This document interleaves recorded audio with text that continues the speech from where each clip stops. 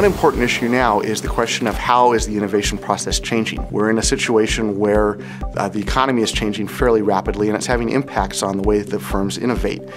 One way that it's changing is the way that we picture innovation. We used to think of it as either something that would happen as a science push, where we came up with a new idea and pushed it out to the market, or a market pull, where we went out to the market and had them tell us what they wanted, and we would then make it for them.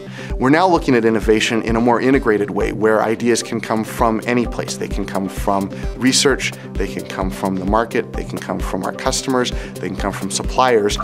And the challenge for firms is to figure out a strategy that incorporates all of those sources of innovation, all those sources of new ideas, and figuring out a unique way to package them up in a way that gives them an advantage that they can then take to the market and turn into a profit.